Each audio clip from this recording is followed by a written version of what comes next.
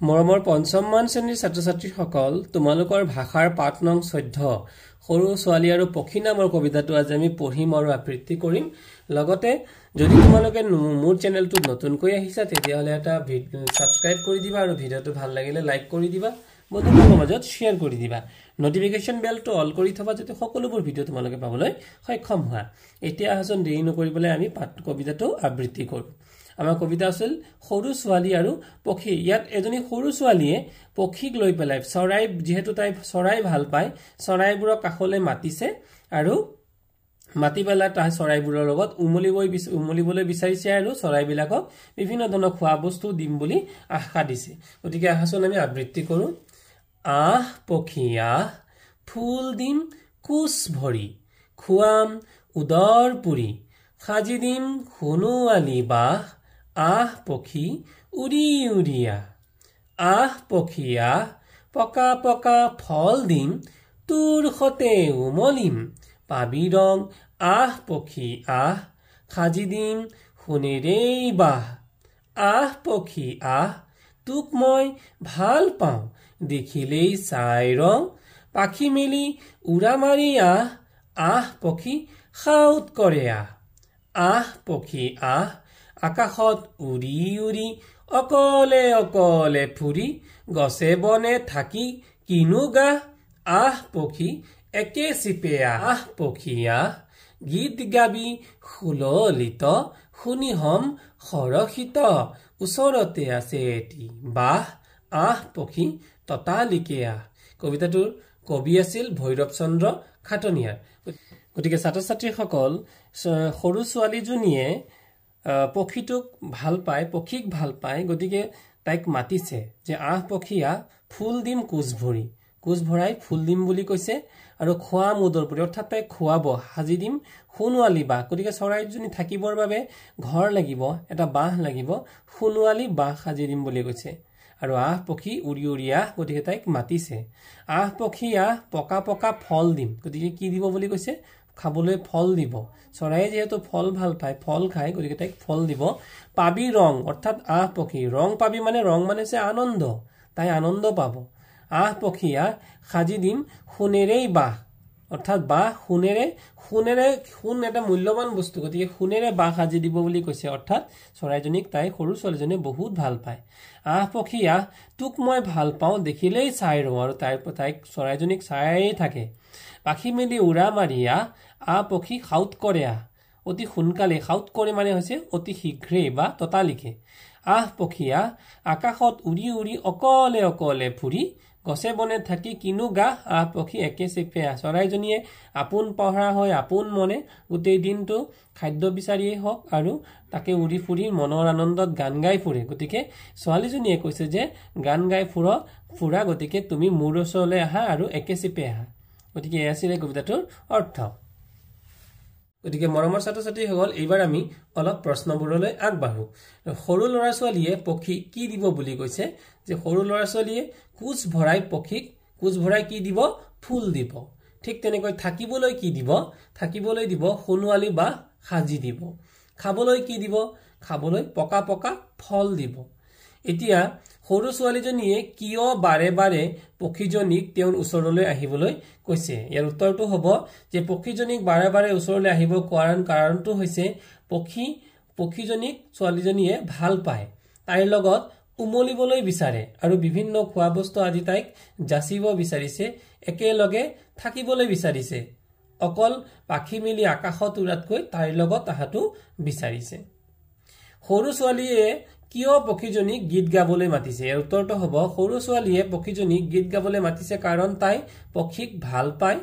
তাইৰ গীত ভাল পায় আৰু তাইৰ লগত উমলি ভাল পায় তাৰ পিছত প্ৰশ্নটো আছিল তলত দিয়া শব্দৰ অৰ্থ শব্দ সম্ভাৰ আৰু অভিধান চাই লিখা গতিকে ইয়াতে আছে কেইটামান শব্দ দিছিলে প্ৰথমটো শব্দ দিছিলে উদৰ শব্দটোৰ অৰ্থ হৈছে পেট তাৰ পিছত আছিল খাউত কৰে শব্দটোৰ অৰ্থ হৈছে বেগেতে বা একে চিপতে তাৰ পিছত হৈছে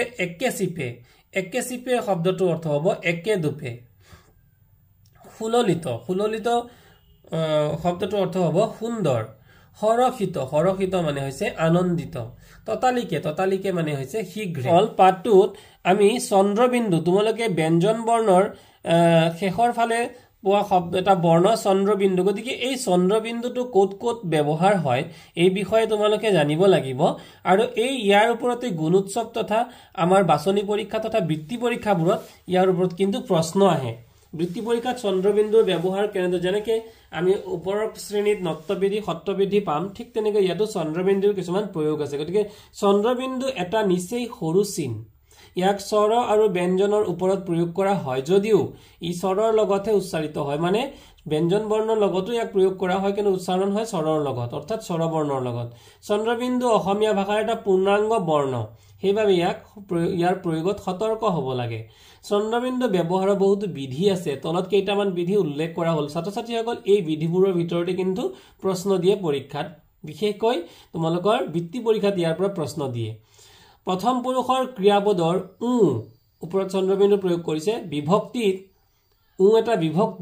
বিভক্তিত চন্দ্ৰবিন্দু ব্যৱহাৰ হয় পদ্যটোত থকা পাওঁ আৰু ৰং এই দুটা শব্দ আমি পাওঁ পাইছো আৰু ৰং পাইছো শব্দটোৰ চন্দ্ৰবিন্দুটো এই বিধি অনুসৰি প্ৰয়োগ হৈছে পৰীক্ষাত এনেধৰণৰ প্ৰশ্ন আহিব পাৰে যে পাওঁ শব্দটোত কি বিধি অনুসৰি চন্দ্ৰবিন্দু প্ৰয়োগ হৈছে উত্তৰটো লিখিব লাগিব যে প্ৰথম পুৰুষৰ ক্ৰিয়াপদৰ উ বিভক্তিত চন্দ্ৰবিন্দু ব্যৱহাৰ হৈছে এনেদৰে লিখিব লাগিব উদাহৰণ দিছে মই কৰো আমি পঢ়ো ইত্যাদি 2 নম্বৰ নিয়মটো হ'ল বহুবচন বুজোৱা হত প্ৰত্যয়ত চন্দ্ৰবিন্দু ব্যৱহাৰ হয় যেনে সৰ্বনামৰ ক্ষেত্ৰত ইহত হিহত তহত আৰু সৰ্বনাম কি যে বিশেষ্য পদ অৰ্থাৎ কোনো নামৰ পৰিৱৰ্তে যিবোৰ শব্দ ব্যৱহাৰ হয় সেই হৈছিল সৰ্বনাম পদ যেনে ইহত হিহত আৰু এই হত ইহত হিহত শব্দবিৰত ওপৰত চন্দ্ৰবিন্দু ব্যৱহাৰ হয় বিশেষ্য ব্যৱহাৰ হ'ব যেনে লৰাহত জীয়ৰীহত জীয়েকহত ইয়াত বিশেষ্য বুজা লৰা বুলি ক'লে কোনো এটা জাতি জীয়ৰী বুলি ক'লে ছোৱালী জাতি আৰু জীয়েক তেনেধৰণে বুজাইছে গতিকে বিশেষ্য শব্দটোৱে কি বুজায় জাতি বুজায় তাৰ পিছত 3 নম্বৰ নিয়মটো আছিল ক্ৰিয়াপদৰ লগত যোগ হোৱা বহুবচনৰ হক প্ৰত্যয়ত কি প্ৰত্যয় বুলি ক'লে হক হ ওপৰত চন্দ্ৰবিন্দু ক হক চন্দ্ৰবিন্দু যোগ হয় যেনে আহিবা হক আহিবি হক নাহিবি হক এনে ধৰণৰ সকলোটি আহিবা হক দেই এই বাক্য 4 নম্বৰ নিয়মটোত আছিল কোনো ক্ৰিয়াৰ কাম কৰোতা বুজোৱা যেনে উতা যেনে পুলিংগ অৰ্থত বা লৰা মানুহ অৰ্থত অতি স্ত্ৰীলিংগ অৰ্থত প্ৰত্যয়ত চন্দ্ৰবিন্দু যোগ হয় যেনে পুলিংগ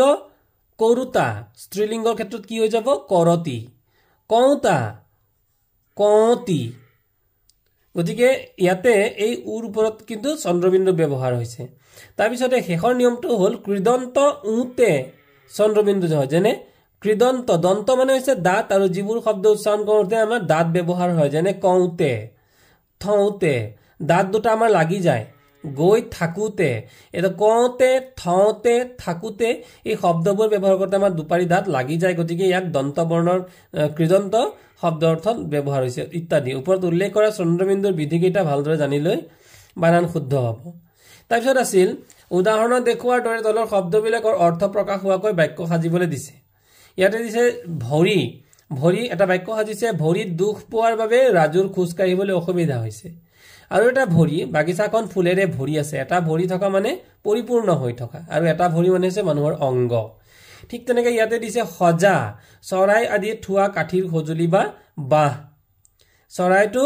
এটা সজাত ভৰাই থোৱা হৈছে বা ভাটৈ চৰাইজনী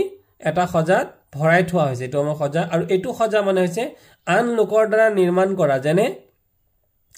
তাজমহল শাহজাহানৰ দ্বাৰা নিৰ্মাণ কৰা হৈছিল বা সজা হৈছিল ফল শব্দটো কোনো কাৰ্যৰ পৰিণতি তেতিয়া ক'ব লাগিব যে পৰীক্ষাত ভাল ফলাফল পাবৰ বাবে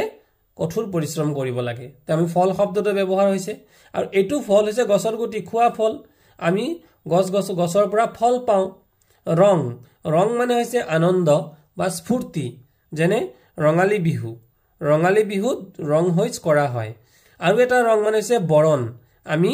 দেৱালত বিভিন্ন ধৰণৰ ৰং কৰোঁ মৰমৰ ছাত্ৰ ছাত্ৰীসকল আজিলৈ তোমালোকৰ কবিতাটোত ইমানেই আৰু যদি তোমালোকৰ ভিডিঅটো ভাল লাগিছে তেনেহলে ভিডিঅটো লাইক কৰি দিবা বন্ধুবৰ্গৰ মাজত শেয়াৰ কৰি দিবা আৰু মোৰ ভিডিঅবোৰ পাই থাকিবৰ বাবে তোমালোকে নটিফিকেশন বেলটো অল কৰি দিবা যাতে এনে ধৰণৰ ভাষা পৰিবেশ অংক আদি বিভিন্ন শ্ৰেণীৰ আৰু বিভিন্ন বিষয়ৰ ভিডিঅবোৰ যাতে পাই থাকিবলৈ তোমালোকে সক্ষম হোৱা ধন্যবাদ